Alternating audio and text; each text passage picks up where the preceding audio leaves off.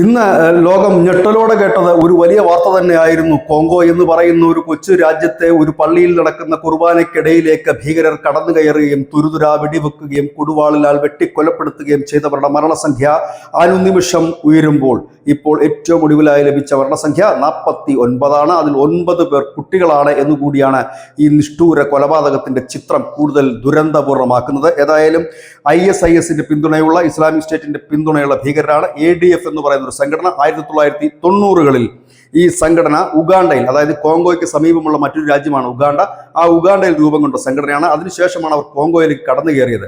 കേവലം 10% മാത്രം മുസ്ലിം ജനസംഖ്യയുള്ള കോങ്കോ ഒരു ഇസ്ലാമിക രാജ്യമാക്കണം എന്ന മുദ്രാവാക്യം ഉയർത്തിക്കൊണ്ട് അവിടെ പ്രവർത്തിക്കുന്ന ഭീകര സംഘടനയാണ് ADF. അവർക്ക് എല്ലാ പിന്തുണയും നൽകുന്നത് ഈ ISIS ആണ്. ഇവരുടെ നേതൃത്വത്തിലായിരുന്നു കഴിഞ്ഞ ദിവസം കുർബാന നടക്കുന്ന സമയത്ത് തന്നെ പള്ളിയിൽ കടന്നു കയറുകയും ഈ നിഷ്ഠൂരമായ കൊലപാതകം ചെയ്യുകയും ചെയ്തിരിക്കുന്നു. ഒപ്പം തന്നെ ക്രിസ്ത്യൻ സ്ഥാപനങ്ങൾക്ക് നേരെ വലിയ രീതിയിൽ ആക്രമണം.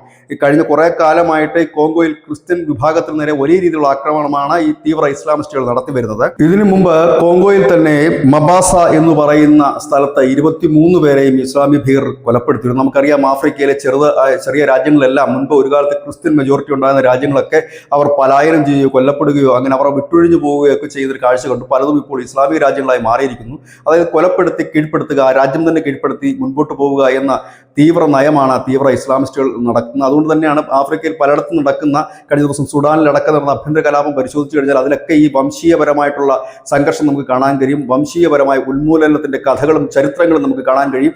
ഏതായാലും കോങ്കോയിൽ നിന്ന് നടന്ന ഒരു വലിയ വാർത്ത എന്ന് തന്നെ പറയാൻ കഴിയും. കാരണം ഈ അടുത്ത സമയങ്ങളിൽ നടന്ന ഏറ്റവും വലിയൊരു വംശഹത്യ തന്നെയാണ് ഇപ്പോൾ കോങ്കോയിൽ നടന്നിരിക്കുന്നത്. ഏതായാലും മരണസംഖ്യ ഉയരുമ്പോൾ അതിൻ്റെ അവസാന ചിത്രം എന്തെന്ന് വ്യക്തമാകുന്നില്ല. അന്തർദേശീയ മാധ്യമങ്ങളെല്ലാം തന്നെ വലിയ തലക്കെട്ടോടുകൂടി തന്നെ ഈ വാർത്ത നൽകുകയും ചെയ്തിരിക്കുന്നു. News desk news India Malayalam.